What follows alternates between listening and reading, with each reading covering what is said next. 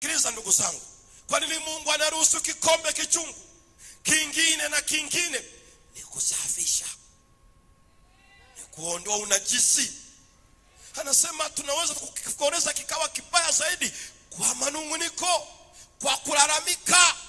Kitendo hicho kinaongezea uchungu, lakini unafanya na nikilalamika na kifanya kisirete matokeo aliyokusudia Mungu. Na kwa sababu hiyo mtu anayelalamika, mtu anayenungunika katika maisha magumu, maisha yenye machozi, anachosema ni hivi: Mungu, kile cha kwanza hakijanisaidia, ongeza dozi.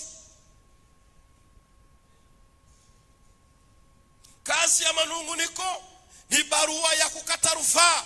Hiki cha kwanza hakijanisaidia, niongezee dozi. Malalamiko na manunguniko popote ya kubaliki kwa watu wa Mungu, kwamba ni jua kali, kwamba ni masika, kwamba una afya njema, kwamba umeugua, kwamba uchumi uko mzuri, kwamba umeharibikiwa, kwamba umetengwa na jamii, kwamba umefukuzwa. Manunguniko na malalamiko siku zote ni mwaliko kwa Mungu: ongeza kikombe kichungu. Kama hatutakubali, mbingu zitakukubalia. Mbingu zitanikubalia mimi. Kwa vipi? Nimekuelewa. Sasa na kuacha ubaki na moyo mchafu na ulionajisika. When God is done with us, Mungu